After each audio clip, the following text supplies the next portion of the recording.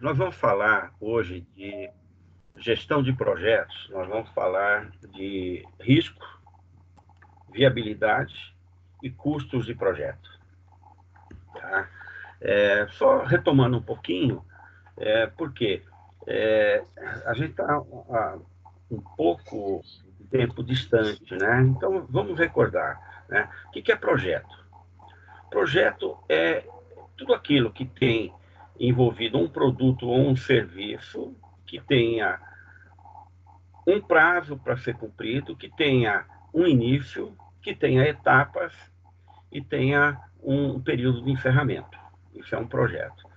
Se a gente olhar para a história do mundo, grandes projetos sempre foram realizados, né? Então, vamos pensar lá nas grandes navegações, os navegadores eles não saíam para navegar, para fazer negócio com outros países, sem antes fazer todo o estudo, fazer todo um levantamento, quer dizer, havia um projeto, né? Se nós pensarmos na, na, na construção das pirâmides, a mesma coisa, né? Uma grande obra, mesmo sendo feito com trabalho escravo, tá?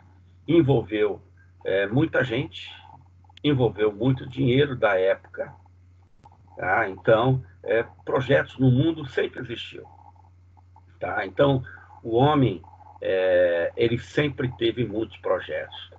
Se nós pensarmos na nossa vida pessoal, nós também temos projetos, né? Aqueles que já casaram ou pretendem casar, tem um projeto para isso, né? Quando vocês procuraram a vida universitária, vocês tinham um projeto em mente, vocês tinham um projeto de fazer um curso superior, vocês procuraram aquele que realmente fosse próximo daquilo que você quer realizar como profissional, e você tinha que fazer seu planejamento, né? Posso pagar, não posso pagar, estou empregado, não estou empregado, tudo é um projeto, tá? Então, o homem sempre teve projetos, tá? Então, vamos pensar assim, né? Existia projeto, porém o projeto ele não era encarado como uma estratégia administrativa, tá? O projeto ele começa a ser pensado como estratégia administrativa após o final da Segunda Grande Guerra Mundial, né? Por quê? Porque alguns países entraram no final da guerra, como foi o caso dos Estados Unidos, eles entraram quase que no final da guerra e tudo teve que ser provisionado e providenciado muito às pressas. Então não havia um planejamento muito forte para isso. Então a indústria bélica americana ela perdeu muita gente, mutilou muita gente, porque não havia um planejamento. Terminada a Segunda Grande Guerra, começa a nascer o embrião da gestão de projeto. Então a gente coloca um marco inicial da gestão de projetos no mundo, o final da Segunda Grande Guerra, né? Então, logo que termina a guerra, começa a se pensar o que seria necessário para se planejar melhor, para se alcançar resultados, para que aquilo que fosse buscado tivesse resultado bom e positivo. Tá? Então, as primeiras tratativas de projeto, a gente pode dizer que elas chegaram logo depois do pós-guerra. Tá? Então, nós tivemos ali os primeiros estudos sobre PERT, sobre CPM. Tá? A CPM, na verdade, ela era um modelo que mostrava uma sequência de atividades. Tá? Então já começa a nascer um embriãozinho ali de gestão de projeto, né? Então vamos planejar uma sequência de atividades. Para quê? Para que ao final de um determinado período aquilo que nós nos dispusemos a fazer tenha sido concluído, tá? Então a gente coloca como marco o final da Segunda Grande Guerra. Tá? A guerra terminou em 45 Então, quando o mundo começa a ter algumas associações que começam a estudar a gestão de projetos, aí a gente está falando na década de 60. É quando surge a IPMA e a PMI.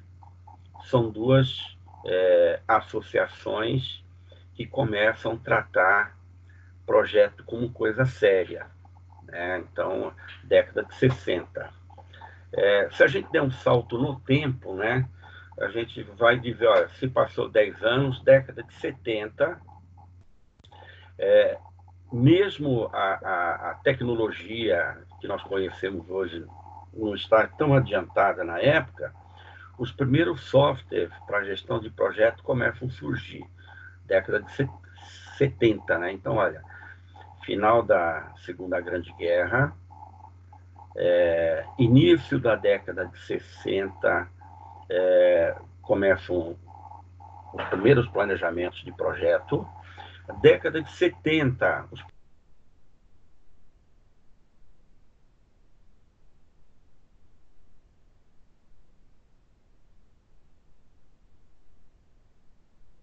primeiros para se...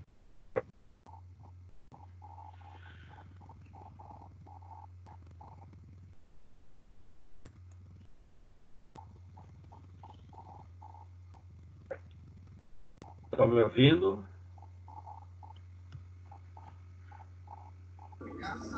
Agora sim. Tá. Aqui houve uma interrupçãozinha aí, deu um cortezinho. Tá bom, vamos voltar lá.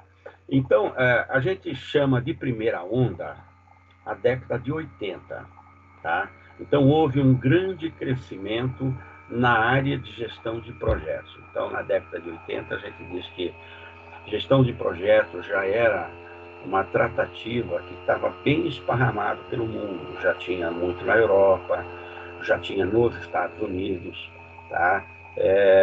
Para nós, começa a chegar depois. Mas, na década de 80, a gente chama de primeira onda. Por quê? Já está bem disseminado pelo mundo a gestão de projetos. Na década de 90, já existem muitos profissionais na área de gestão de projetos atuando no mundo. E esses profissionais, eles são profissionais certificados, quer dizer, são profissionais que receberam treinamento através dessas associações, né? A PMA ou a IPMI, né? Então, recebem treinamento, são certificados. Esses profissionais certificam outros profissionais e a gestão de projeto, ela tem um crescimento muito grande no mundo, já com muitos profissionais, tá? Técnicos, né, na área, prontos para o trabalho. Não importa a formação que eles tinham. A grande maioria vinha da área de engenharia. Mas até pessoal da área de saúde, pessoal na área do esporte, foi certificado para poder trabalhar com gestão de projetos. Tá? Então, em 90, né? Em 90, a gente diz que já está consagrada a gestão de projetos no mundo. Tá? Manuais, guias para se tratar, conduzir um projeto já existiam no mundo, então quem vai conduzir um projeto, quem já conduzia projeto na época, já tinha guias para isso, né? Já estava tudo bem documentado, né? Já estava tudo muito bem documentado, e quem saiu na frente, né, foi essas duas consultorias, né, a PMI e a IPMA. Então, elas começaram lá atrás, no início da década de 60, estão no mercado até hoje. Tá? Formaram muitos profissionais, escreveram manuais, escreveram relatórios a respeito de como se faz um projeto. Então, década de 80, nós marcamos sendo a primeira onda. Tá? É a primeira onda. A segunda onda, ela acontece a partir dos anos 2000. né? A segunda onda, ela surge a partir do ano 2000. Então, a gente fala que houve um salto de qualidade em gestão de projetos. Por que o salto de qualidade em gestão de projetos? Porque a gestão de projetos se torna mais profissional, mais técnica e menos intuitiva. Por que menos intuitiva? Porque até então, muita gente conduzia um projeto de forma intuitiva mesmo, entendendo que sabia fazer, e não era tão profissional assim. Então, anos 2000, a gente diz que há um salto grande, né? É o início da segunda onda em gestão de projetos. A partir daí, os projetos eles passam a ser tratados de forma mais profissional e menos intuitiva. Então, historicamente, né, nós pegamos assim, início do estudo de gestão de projeto, década de 60. Tá? A primeira onda, 1980. Início da segunda onda, anos 2000. Tá? Então, a gestão de projeto, hoje a gente pode dizer que ela já está bem consagrada no mundo. Tá? Então, já está bem consagrada. Grandes empresas hoje já fazem. Tá? Ah, mas gestão de projeto é algo que serve só para grandes empresas, grandes corporações? Não.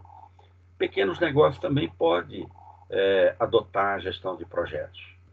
Né? Porque quando você faz planejamento e você define um determinado projeto e trabalha em cima de um dia para fazer esse projeto, com certeza você pode ter mais sucesso. Se você for fazer pela tua intuição, né? Muita gente fala, olha, eu tenho feeling para negócio. Feeling para negócio não é apenas aquela vontade de entrar no negócio. Você tem que ter algum conhecimento. Tá? Então, pequenas empresas também podem trabalhar com gestão de projetos, tá? Médias empresas também. Grandes corporações não iniciam nenhum projeto sem que exista uma equipe toda montada trabalhando o projeto. Tá? Grandes corporações não trabalham sem uma gestão muito bem conduzida em projetos. Na verdade, grandes corporações tocam vários projetos ao mesmo tempo, e muitas vezes até em vários países. Se for uma empresa multinacional ou transnacional, essa grande corporação ela está tocando um projeto no Brasil, está tocando outro projeto no Oriente Médio, está tocando outro projeto na China ou em qualquer outro lugar do mundo. Tá? Vários projetos ao mesmo tempo. Então, grandes empresas nunca deixam de fazer grandes projetos. Tá?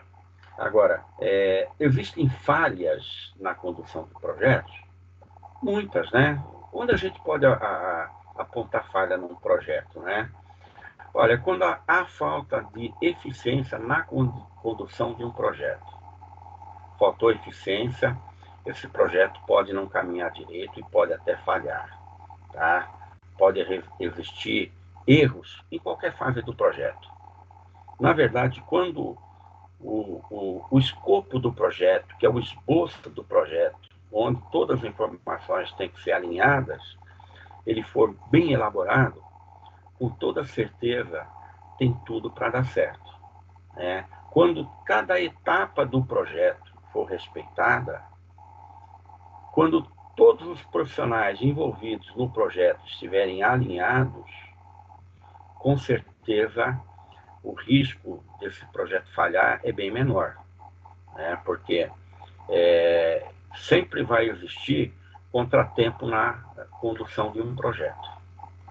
Vai existir um técnico, alguém que está envolvido no projeto pode deixar esse projeto por algum motivo pessoal, então na equipe tem que ter alguém já preparado para substituir aquele que deixou o projeto. Se porventura você tem um grande fornecedor que entra em crise, não pode continuar te fornecendo matéria-prima, você tem que ter um outro fornecedor para continuar te atendendo para o projeto não atrasar. Então, existem falhas, na condução de um projeto. Porém, com toda certeza, né, um projeto que tenha um escopo muito bem elaborado, uma equipe técnica e muito preparada, os riscos de falhas no projeto são pequenos, né? A gente pode dizer o seguinte, mas onde na condução de um projeto, em que etapa do projeto, a gente pode dizer que existe mais falhas, tá? Onde não pode existir falha é na criação do escopo do projeto. Mas na condução do projeto pode existir falhas no princípio e até lá no final do projeto, né?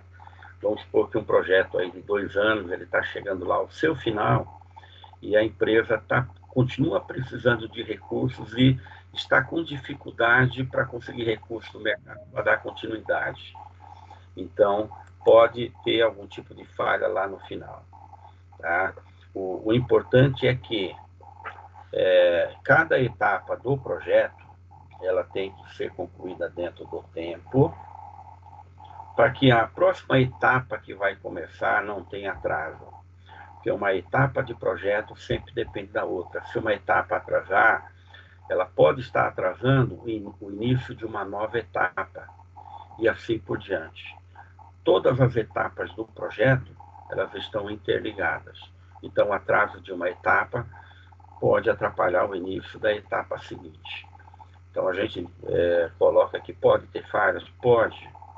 Tá? Onde pode existir falha? Só não pode existir falha no escopo do projeto, que é onde é feito todo o planejamento, quantas pessoas vão estar envolvidas, quem serão os fornecedores que vão atender a empresa na condução daquele projeto, quem é o fornecedor de fundos para aquele projeto, porque dificilmente uma empresa que inicia um projeto tem todo o capital no caixa para começar o projeto.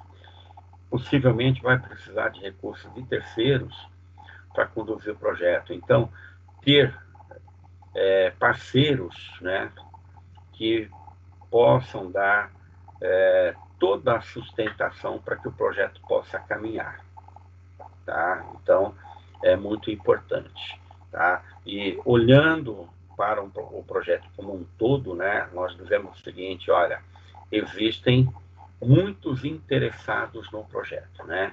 Nós chamamos esses interessados de stakeholders. Quem são aqueles? São interessados no projeto, né? Talvez o maior interessado seja quem? Aquele que contratou o projeto. É o maior interessado no projeto, o contratante, tá? Outro interessado, aquele que vai conduzir o projeto, ele também é interessado. Outros interessados, né? Pessoas envolvidas dentro do projeto. Tá? Quem mais é stakeholder? Quem mais é interessado? Bancos, financeiras que vão fornecer fundos para o projeto são interessados. Os fornecedores, grandes interessados também. Então, muitos são os interessados em um projeto, tá? Sejam eles fornecedores de fundo, fornecedores de matéria-prima, pessoas envolvidas no projeto, todos são interessados, tá? Então, para fechar essa ideia, né, o sucesso de um projeto depende de vários fatores em cada fase do projeto.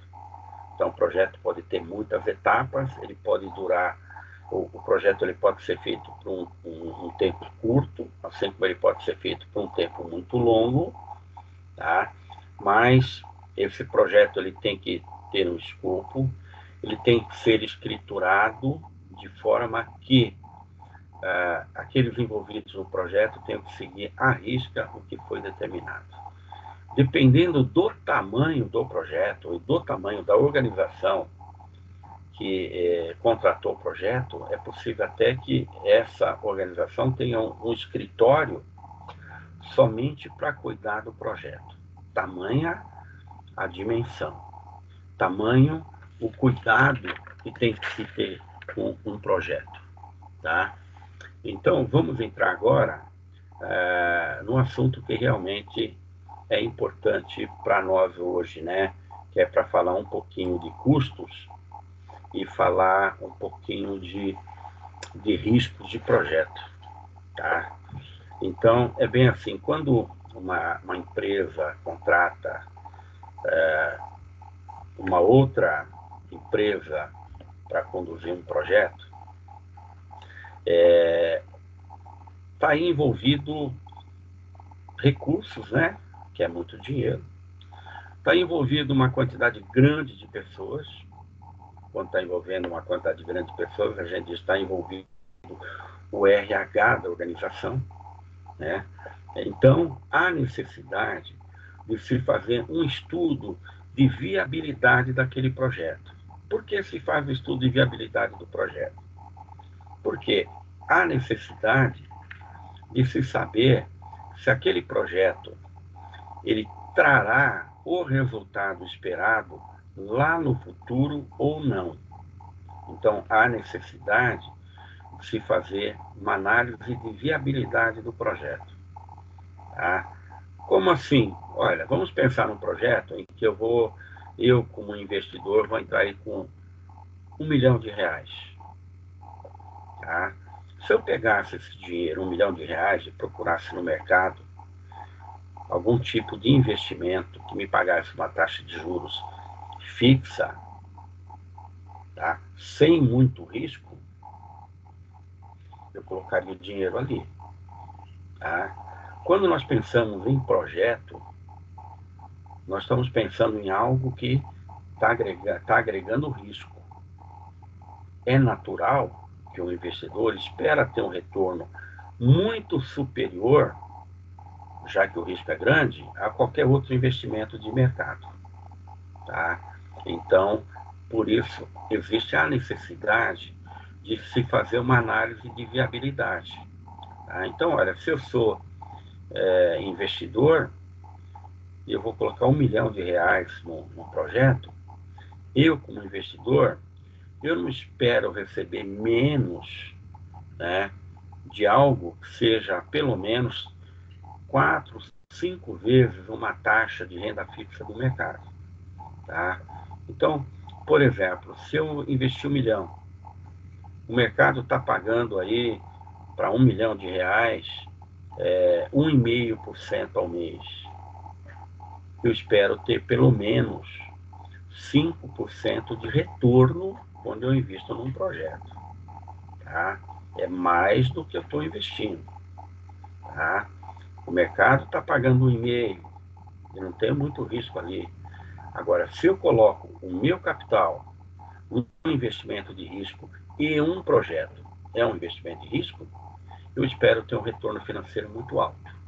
Daí a viabilidade ser importante. Saber se aquele projeto ele é viável, né? Bom, para isso, nós temos alguns instrumentos, né? Algumas ferramentas de análise que são importantes, né? Nós listamos 3 que são muito importantes, né? O payback simples, eu vou falar de cada um depois, o valor presente líquido, o VPL, e a taxa interna de retorno, TIR. São 3 instrumentos de análise de retorno de um investimento. 3 instrumentos. Tá? Eu vou usar os 3? Posso usar os 3. Mas eu tenho que tomar uma decisão rápida. Eu não vou esperar a análise dos 3. Eu tenho que escolher um. Bom, eu como investidor, eu posso entender que, para mim, é importante naquele momento saber quanto tempo vai demorar para que o valor do capital investido retorne para o meu caixa. Mas que instrumento de análise me dá isso? O payback. O payback, ele mostra para o investidor quanto tempo vai demorar para que o capital investido inicialmente volte para o caixa dele. Então, vamos supor, eu estou investindo R$ 1 milhão. Tá?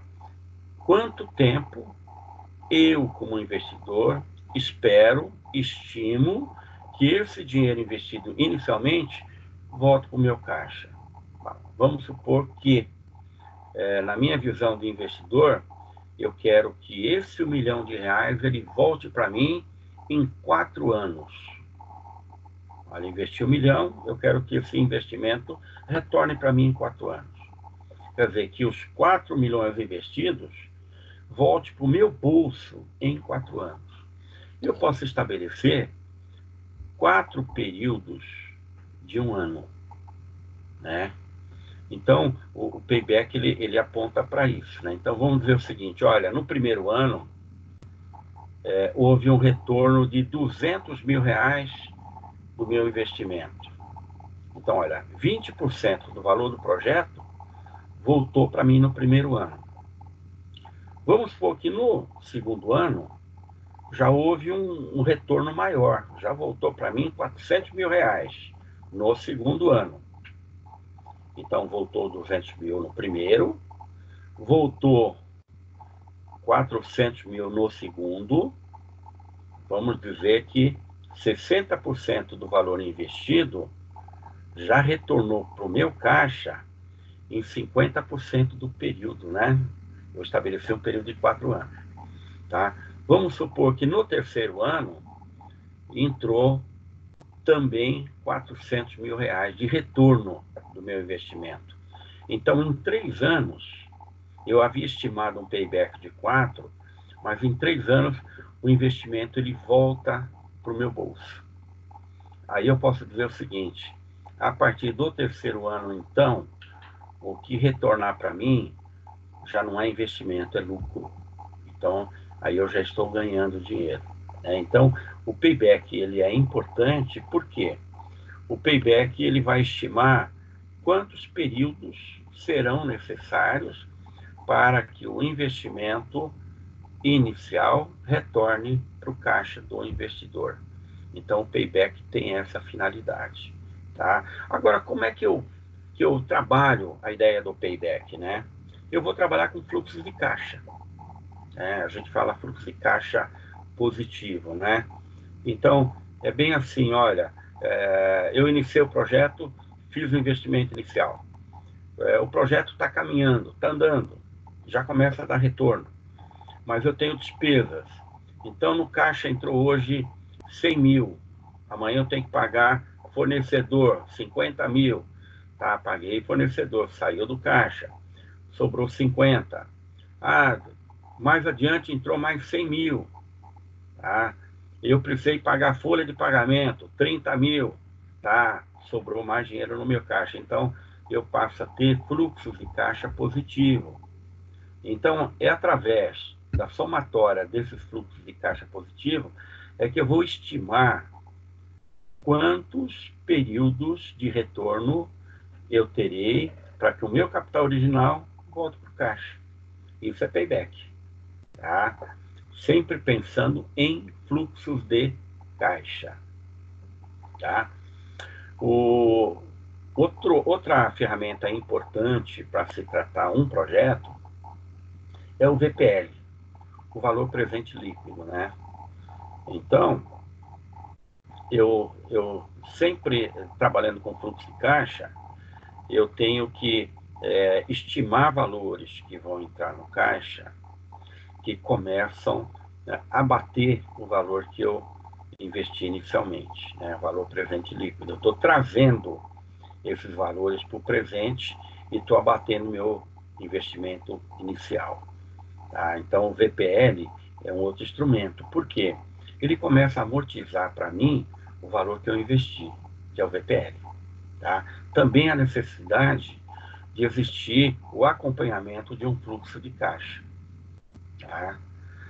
Outro instrumento muito, mas muito importante mesmo, tá? É a taxa interna de retorno, o TIR, taxa interna de retorno. Tá? Então, vamos supor que eu, investidor, coloquei R$ 1 milhão em um projeto. Quanto eu espero ter de retorno nesse projeto? Tá? Então, vamos supor que eu estimei de retorno para mim, tá? 10% do valor que eu investi. Eu investi 1 milhão, né? Eu quero 100 mil reais de retorno do projeto, tá? Então, eu vou também com fluxos de caixa, né? Eu vou calcular a taxa interna de retorno, tá? Então, se eu calcular uma taxa interna de retorno que seja igual ou superior aos 10% que eu estimei de retorno, né? Igual ou superior, eu posso dizer que para mim, como investidor, interessa. Se porventura a taxa interna de retorno ela aponta para algo que seja inferior a 10%, naturalmente não me interessa, porque a minha estimativa como investidor é ter um retorno de 10%. Se a taxa interna de retorno aponta para 9%, é melhor que eu invista meu capital em outro lugar, tá? A taxa interna de retorno ela também trabalha com fluxo de caixa positivo, tá? Então a gente entenderia o seguinte, né? Eu tenho vários valores de fluxo de caixa ao longo do tempo, e para esses valores eu estou aplicando uma taxa de mercado para eles e estou atualizando o meu capital, tá? Então ao longo do tempo a gente trabalha com somatória. Não é muito difícil fazer o cálculo da taxa interna de retorno usando uma HP. A gente consegue fazer com facilidade, né? Mas a ideia importante é a seguinte, que eu tenha, né, em mente quanto eu quero ter de retorno para o meu investimento inicial. Eu entrei com 1 milhão. Quanto eu quero ter de retorno para o meu capital? Eu, como investidor, eu tenho que estimar o retorno que eu espero. A taxa interna de retorno, ela nunca pode ficar inferior à minha expectativa de ganho. Então, se a taxa interna de retorno ela ficar abaixo daquilo que eu estipulei, é melhor que eu não entre nesse projeto, né? Tanto payback, quanto valor presente líquido, ou taxa interna de retorno, TIR, todas elas trabalham com fluxo de caixa estimado, né? Então a gente pode dizer o seguinte, olha, antes que eu inicie um projeto, eu vou fazer estimativas, tá, de retorno desse projeto. Sendo a TIR, taxa de juros, quanto que eu quero de taxa de juros de retorno. Sendo payback, quantos períodos eu tenho em mente da volta do capital. Sendo valor presente líquido, quantos períodos eu preciso para cobrir o valor investido inicialmente, tá? Quantos fluxos de caixa eu vou precisar para cobrir o meu investimento inicial. Então, são 3 ferramentas importantes para calcular a viabilidade de um projeto. Todas elas utilizam fluxo de caixa. Todas elas são utilizadas antes do início de um projeto, lá no planejamento, para que eu tenha, como investidor, a condição de dar continuidade no projeto ou não. Não pode chegar no meio do projeto e simplesmente eu falar, olha, vamos parar por aqui porque eu não estou ganhando. Quer ver, eu não estou ganhando, na verdade, eu estou renunciando à continuidade do projeto, então eu estou perdendo muito dinheiro que eu investi. Por isso, tem que se fazer uma análise de viabilidade muito antes de se iniciar um projeto, né? Então, essas 3 ferramentas, elas são importantes, né? Payback simples, valor presente líquido e taxa interna de retorno, todas elas são tratadas, né, com projeções antecipadas do projeto e utilizando sempre fluxos de caixa, tá? Então, são ferramentas úteis e importantes. Ah, mas qual delas eu devo usar? Olha, se eu tiver que tomar uma decisão muito rápida, mas muito rápida mesmo, me interessa quanto tempo vai demorar para o capital voltar para o meu caixa. Então, talvez o payback de todas essas ferramentas seja a mais utilizada, tá? O ideal é que você faça payback e faça também a taxa interna de retorno, para você saber quanto tempo demora para o seu investimento voltar e qual é a estimativa de ganho do seu projeto. Tá? O ideal seria, pelo menos, trabalhar com essas duas. Tá? Na urgência, de repente, me interessa mais saber quanto tempo demora para voltar meu investimento. Aí é o payback. Então, todas as três são muito populares, né? São muito usadas muito no mercado financeiro, mas todas elas também são usadas para se analisar a viabilidade do projeto. Né? É muito importante sempre se analisar, antes de se começar um projeto, a viabilidade daquele projeto. Tá? Nós não podemos comparar, né, o projeto de uma empresa privada, né, com o governo, de forma nenhuma. Né? Uma empresa privada, ela depende de produzir alguma coisa, ou um produto ou um serviço, movimentar sua força de vendas para ter retorno. Então, uma empresa privada, ela não pode entrar num determinado projeto só pela intuição, acha que vai ganhar. Não, dinheiro perdido é dinheiro perdido. Pode levar uma empresa à falência, né? Pode levar uma empresa a sucumbir. Que é uma ideia, né? Algo que a gente possa comparar. Vamos olhar para hoje, uma empresa de telefonia. Ela tinha como projeto, o grande projeto dela, seria ter todo o domínio do mercado de telefonia móvel no Brasil. Eles queriam ser o primeiro. Tá? Bom, para esse projeto, eles precisavam de quanto? Eles precisavam, né, na época, de 11 a 12 bilhões de reais. Mas quem era o fornecedor de capital para isso? O BNDES. Tá? O BNDES forneceu esse capital. Aí como é que funcionaria o projeto? A empresa Oi compraria outras empresas na área de telefonia nos diversos estados brasileiros, né? Ela ia ter um crescimento rápido, ia trazer muitos clientes para dentro, e ela seria a primeira. Tá? Houve erro de avaliação. Né? O projeto era de longo prazo, e no meio do caminho, né, muita coisa deu errado.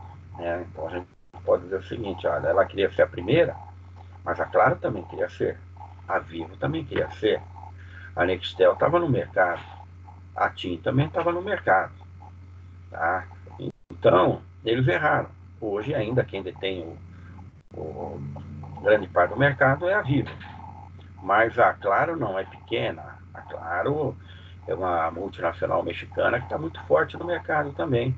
Então a Oi errou, é uma empresa privada, ela errou no momento de conduzir o projeto, e aí ela ficou uma empresa que ficou à deriva. Nós já ouvimos recentemente aí empresas, na verdade, a Vivo, a Claro e a TIM pensando em se juntar para comprar e depois fatiar a empresa entre eles para saber o que mais interessa para um, o que mais interessa para outro, para absorver essa empresa aí. Tá? Mas é muito dinheiro. Tá? É uma empresa privada. Então, a empresa privada ela não pode errar. Se a gente pensar em governo, o governo erra e erra muito. Né? Se a gente pensar, olha, quanto que estava estimado em projeto a construção do Rodoanel aqui em São Paulo? Olha, inicialmente, o Rodoanel acho que estava estimado em bilhões, né? A gente falava aí em torno de 3 a 4 bilhões. Tá? Hoje já passa muito longe de 5, 6 e o Rodoanel não está pronto. Tá? Quer ver, obra de governo. Tá? Vários governos estaduais envolvidos, né? Então, começa lá com o governo Covas, continua com o governo Serra, depois muda, vai para o governo Alckmin, Aí a obra ainda não está concluída, está na mão aí do governo Dória. E é bem assim, né? Quando se trata de uma obra de governo, os governantes vão mudando. E às vezes aquele governante, ele não tem interesse, ele tem interesse num outro projeto, e aquele fica esquecido, então se perde dinheiro. Então, nós não... Sempre vão existir projetos, né? Se a gente falar em obras do metrô, são grandes projetos, tá?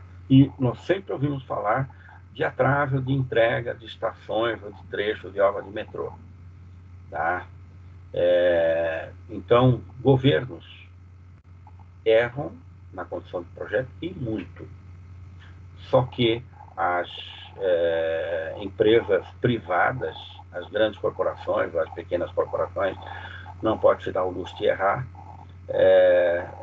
podendo até sucumbir, desaparecer do mercado, como esse exemplo que eu peguei aí da Oi, tá? Que está aí a grande dificuldade para se conseguir colocar a empresa nos eixos, né? Não dá mais para colocar dinheiro lá dentro, e o mercado está muito consolidado, né? Está muito consolidado, o mercado está muito dividido entre Vivo, que é grande, Claro, que é grande, e a Claro foi comprando outras empresas também no meio do caminho, comprou a Nextel, tá? Então não há muito o que fazer com a Oi. Essa empresa errou na condução do projeto, errou. Quando você pretende fazer um projeto, você tem que olhar para as diversas variáveis e os diversos riscos envolvidos, tá? Onde pode ter risco envolvido? Pode ter risco de mercado, tá? Você pode estar dentro do mercado e de repente surge um grande entrante, uma grande empresa que quer abocanhar o seu mercado, tá? É um risco, tá? Outro tipo de risco, você deixou o fornecimento de matéria-prima na mão de 2 ou 3 fornecedores. Esses fornecedores param de fornecer e você fica com o seu projeto paralisado. Você vai precisar de capital de terceiros, mas você só tem um fornecedor de capital. Esse fornecedor, por algum motivo, para de te prestar dinheiro e o teu projeto para, tá? Você escolheu um gerente de projeto e não teve o cuidado de fazer com que esse gerente de projeto treinasse um outro profissional para, na ausência dele, dar continuidade, tá? Então, riscos, tem uma infinidade deles, tá? Porém, todos eles, lá no momento da criação do escopo, eles têm que ir sendo minimizados, né? Para que o risco não seja algo que possa abalar um projeto, tá? Possa abalar um projeto. Então, há sempre muita necessidade de cuidado, tá? É o que eu falei. Nosso assunto hoje é o que? Risco, né? Risco de um projeto, tá? E custo de projeto, tá? Quanto é que custa o projeto? Depende. Se você vai precisar de capital terceiro, você vai ter custos financeiros, vai ter que pagar juros, tá? Se você vai contratar profissionais de mercado, reconhecidamente de mercado, eles custam caro. Se você precisar contratar alguém com um projeto andando, o custo é muito maior. Se existir erro na condução do projeto, os custos aumentam, tá?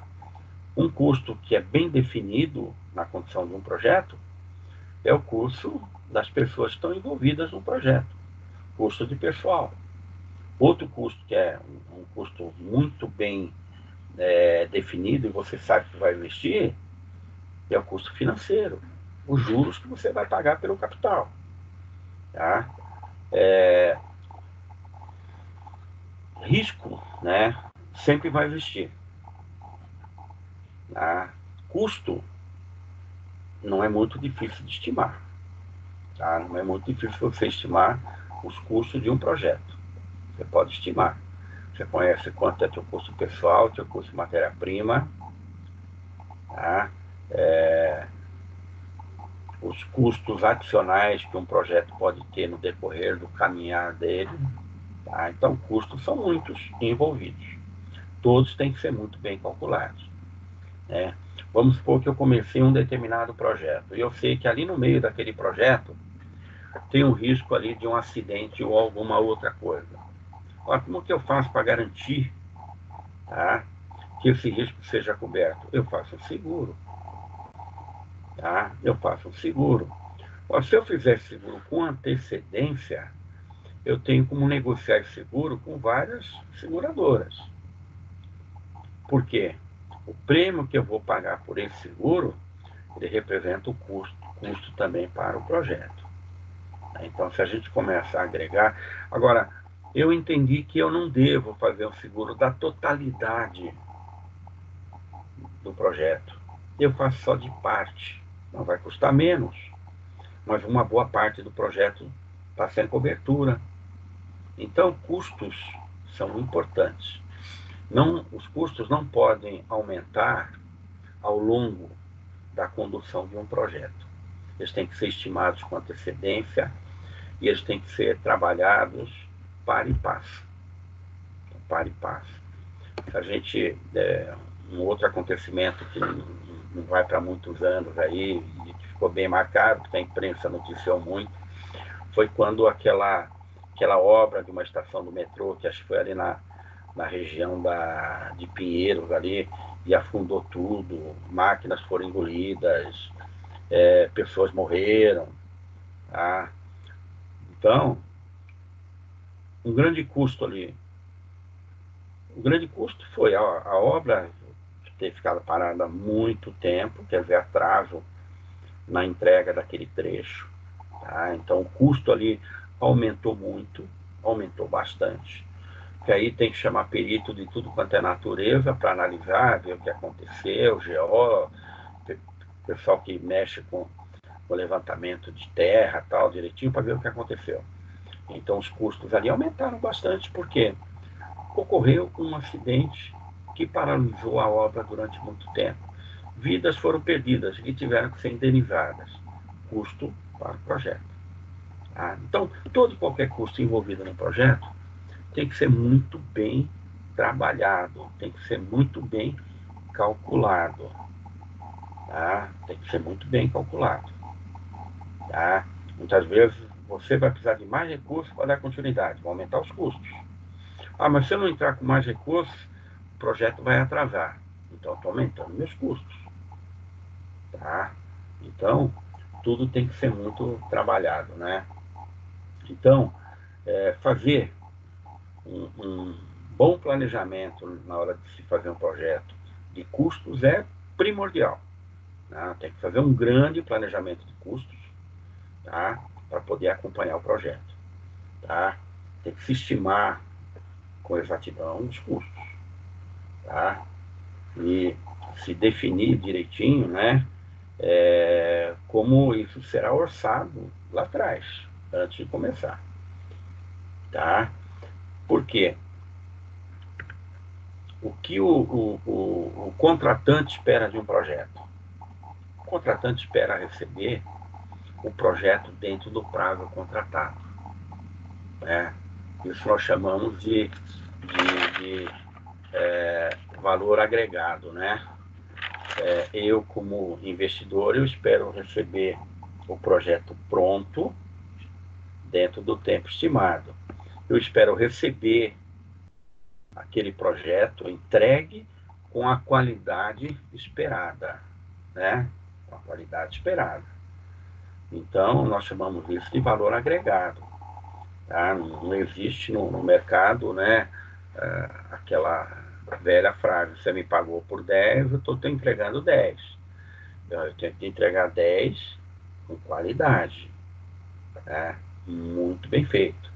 A expectativa do investidor, daquele que contrata o projeto, ela tem que ser totalmente cumprida. Na verdade, quem conduz o projeto tem que superar essas expectativas, para que aquele capital investido ele retorne, né,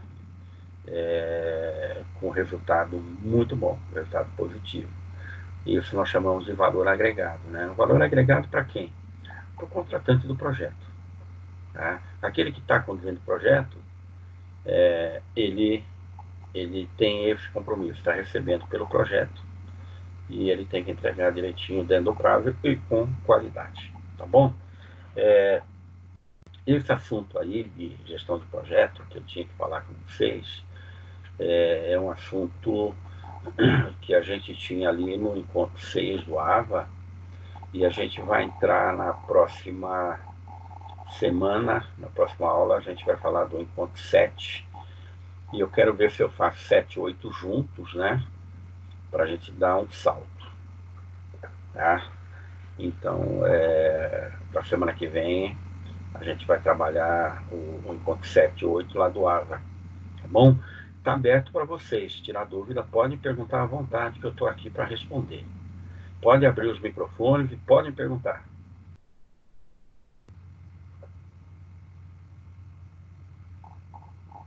Vamos lá, gente. Pode perguntar que eu estou aqui para responder para vocês.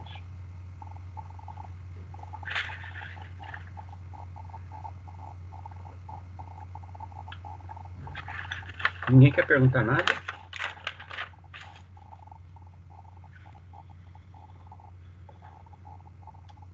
Eu não sei como é que vocês vão fazer prova, né? A faculdade já está pedindo para a gente adiantar e elaborar as provas, né? Não sei como é que nós vamos fazer. A gente não sabe quando que nós vamos retornar, tá?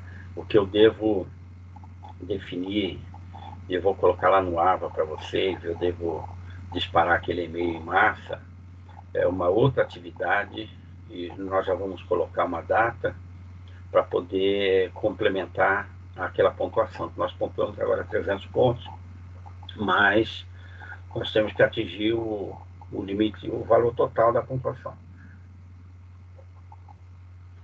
Pode perguntar, gente, fica à vontade. Bruna não quer perguntar nada. Adriele, que entrou antes da hora, né? Entrou cedo. Fernanda e o Lucas. Os demais não participaram. E olha que a turma é grande, hein?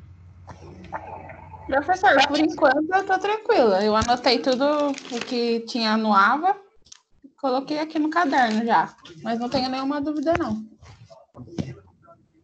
Vamos ver. E o pessoal, ninguém tem dúvida?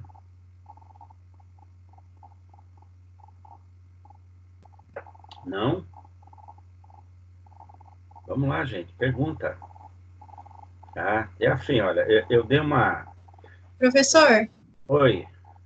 eu não entendi muito como que faz para ganhar o lucro depois. Tá. É assim, ó, a questão de ganhar lucro, né? Quando eu falei dessas 3 ferramentas aí, são ferramentas que a gente chama de viabilidade do projeto. Tá? Como que eu estimo ganho de projeto, lucro de projeto? Eu estimo com a taxa interna de retorno. Estou falando de taxa de retorno, né? Então, olha, se eu sou investidor, eu estou colocando dinheiro no projeto, eu tenho que saber exatamente quanto eu quero ganhar em termos de percentual de taxa de juros. Então, eu é que defino, eu quero ganhar 10%.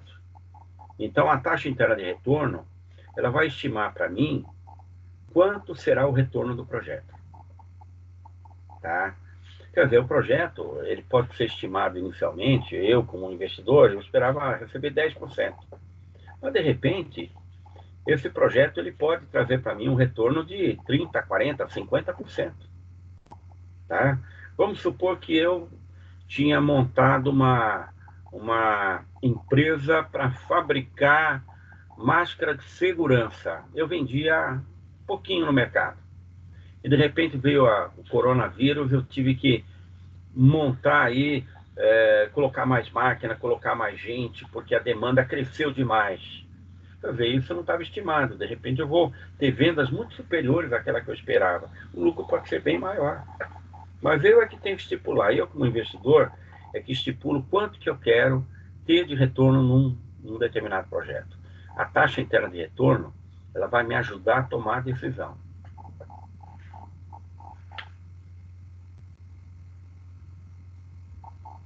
Tirei a dúvida? Tirou sim, professor. Obrigada. Nada. Olha, só mais um exemplo, né? Vamos pensar aí no caso aí da iFood, que é aí de Osasco, né? Pertinho da faculdade. É. Então, esse pessoal, eles tiveram uma ideia de criar um serviço de entrega de alimentação, né? O iFood, usando um aplicativo, tá? Qual que foi o grande investimento deles, né, no projeto? Foi tecnologia, né? Muita tecnologia, tem que comprar muita tecnologia para isso funcionar. Então, eles investiram muito em tecnologia. Qual o segundo investimento muito grande que eles precisavam? Pessoas para trabalhar nas plataformas. Aí o pessoal da entrega é tudo terceirizado, tá? Então, eles não teriam o compromisso de ter que pagar uma folha de salário enorme para fazer as entregas, né? Então, eu acredito que quem elaborou o projeto acertou em cheio. E até esse momento ruim que a gente está vivendo hoje, aí de quarentena, coronavírus, aumentou a possibilidade do recebimento de comida em casa, né? Então, aumentou o trabalho deles, né? Estão ganhando mais dinheiro. Mais alguém? Professor, Fala. então esse é um lucro que não é planejado. Qual custo? Porque assim, o custo, por exemplo, dos entregadores, o iFood está tendo com os entregadores. Porque, assim, isso é uma coisa que aconteceu, tipo, do nada. Eles não planejavam que ia ter esse coronavírus. Não. E aí teve esse coronavírus e agora eles estão tendo um lucro não planejado? É tipo isso? Não, na verdade, eles não estimavam que haveria... Isso não dá para a gente medir nesse momento aqui, né? Mas eu acredito que, em virtude das pessoas ficarem confinadas em casa, não saindo para fazer compra, não saindo para jantar na rua, almoçar muitas vezes na rua, aumentou a receita deles. Esse é um resultado não esperado, né? Porque eles tinham planejado direitinho qual seria o movimento de giro todo mês. Tá? Não dá para a gente estimar se eles estão ganhando muito dinheiro com isso. A princípio, sim. Tá? A princípio, sim. Tá? Por quê?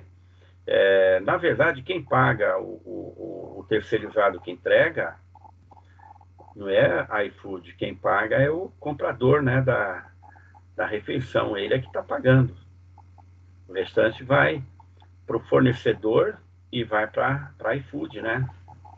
Então, é algo que muitas vezes não é esperado, né?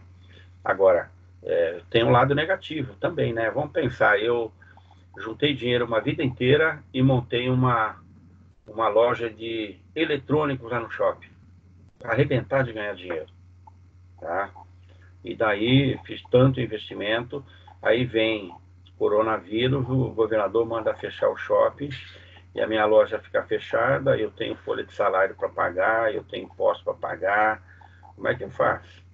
Esse é o lado negativo, né? E tem outros, né? Tem os grandes, né? Lá no Shopping União, em Osasco, por exemplo, foi montada uma hamburgueria enorme lá, acho que da Madeiro, que chama, né? Dá para imaginar o tamanho de investimento que eles fizeram e eles estão muito fortes dentro de shopping e está tudo parado. Tá? Então foi feito um planejamento, né? Foi feito um projeto e esses custos que eles estão tendo agora não estavam estimados, não. Ninguém podia acreditar que traria um prejuízo tão grande, né? Então para uns, tem um ganho não esperado, para outros, um prejuízo muito grande que até pode quebrar a empresa, né? Professor, e no caso deles, igual o Madeiro, que o senhor deu a ideia aí também, eles não faziam entrega pelo iFood. Aí agora eles teve que replanejar para poder fazer a entrega, que agora eles estão entregando pelo iFood. Madeiro, Outback, essas empresas assim. Mas é algo não planejado, né? Então, quando eles estruturaram o negócio deles, né? Quando foi estruturado o negócio deles, eles não previam isso. Eles tiveram que correr e se adaptar. A mesma coisa, eu acho que não dá certo com o McDonald's, por exemplo. Porque o McDonald's é um lanche que, se você não comer na hora, né, ele se autodestruirá em segundos, né? Então não dá tempo você pegar lanche do McDonald's, enfiar num saquinho e sair correndo para entregar. É um produto diferente, é um pouco diferente, né? Então imagina o investimento, né? Porque o McDonald's que tem ali dentro do Shopping União, ali é uma franquia, né? Ali é uma franquia que dá um movimento medonho. Se o ganho que eles tiveram aí nos últimos anos foi bem aplicado, vai dar para segurar esse período que está parado. Né? Porque eles não podem pegar, por exemplo, todos os funcionários que eles têm, são muitos, mandar tudo embora. Eles vão ter que se virar com isso.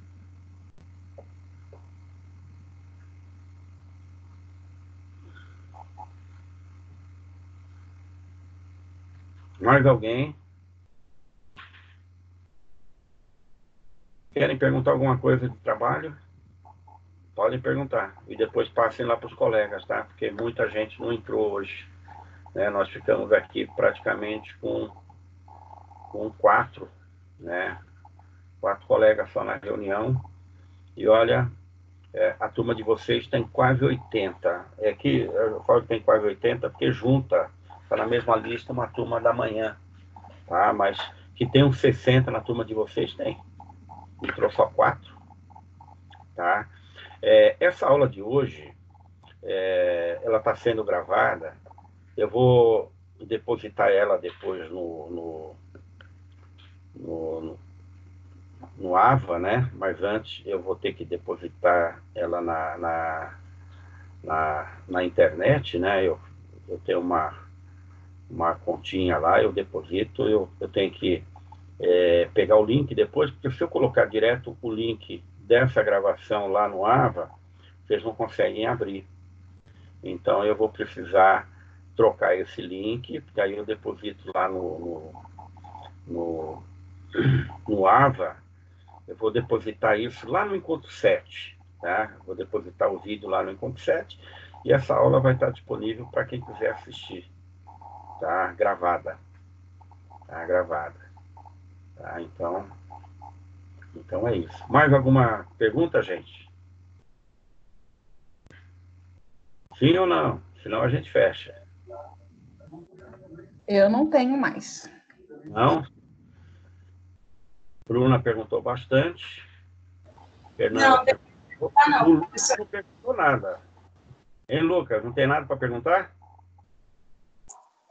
Ô, professor, Oi, Fernanda.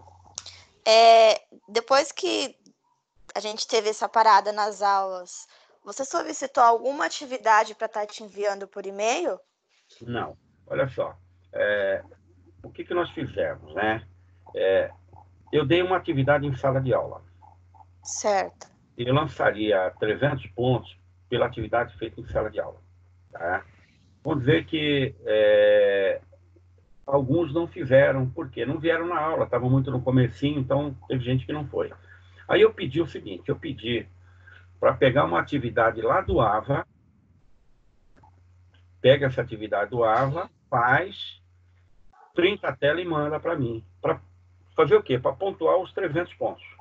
Entendeu? Correto. Eu não pedi nenhuma atividade extra. Eu pedi o que foi feito em sala de aula, iria pontuar. Como nem todos fizeram, aí eu falei, não, então vocês fazem o seguinte, vão lá no AVA, lá no encontro de 1 a 5, pega alguma atividade do encontro lá, faça, printa a tela, manda para mim para poder pontuar. Foi só isso. Agora, semana que vem, sim, semana que vem eu vou ver direitinho qual atividade que eu vou passar para vocês. Eu deposito lá no AVA também, vou depositar lá, mas eu aviso para vocês, ou nessas aulas que a gente está fazendo ao vivo, ou eu mando um e-mail em massa, que lá no AVA tem um e-mail em massa, né? Você manda para todo mundo também, informa. Tá? Ou alguma Certo. telinha que eu vou depositar lá no AVA também avisando. E aí a gente marca para entregar aí até determinado dia do mês de abril para poder pontuar. Né? Porque a gente fechar a pontuação, porque nós fizemos 300 pontos, eu não olhei, mas eu acho que a pontuação máxima de atividade em sala é 1.000 pontos, Então, a gente vai ter que fazer algum trabalho para poder cumprir o restante. Tudo bem. Bom? Obrigada. Nada. Fala, Bruna. Mas esse trabalho, mas essa atividade que você está falando é do trabalho que você falou agora há pouco? Ou é outra coisa? Não, é outra coisa que eu vou pedir. Então, o trabalho é o quê? Não, eu ainda vou definir que trabalho que nós vamos fazer. Ah, tá. Pensei que você já tinha passado. Não, ainda não passei, não, Bruna. O que eu passei foi um trabalho para a gente lançar os 300 pontos. Para quem não tinha feito em sala de aula. Ah, tá. Então, até que o senhor me respondeu, né? Isso. Ah, tá bom. Tá bom, então? Fechado, gente? Fechado. Responde todos de uma vez. Podemos terminar aqui? Sim. Tá Sim. bom. Boa noite, bom final de semana. A gente volta a se falar semana que vem. Se alguém quiser mandar mensagem para mim ali pelo WhatsApp, que tem, pode mandar, ou por e-mail, né? Tem o meu e-mail corporativo lá no AVA, vocês podem mandar corporativo também, mas alguns têm lá o meu WhatsApp, né? Porque no final do ano passado que nós orientamos lá o ProInter, e alguns ficaram com o meu WhatsApp. Então, se quiser me chamar no WhatsApp também, fica à vontade, tá? Tá Tá. bom? Boa noite para vocês, então. Boa noite. Boa noite. Boa noite.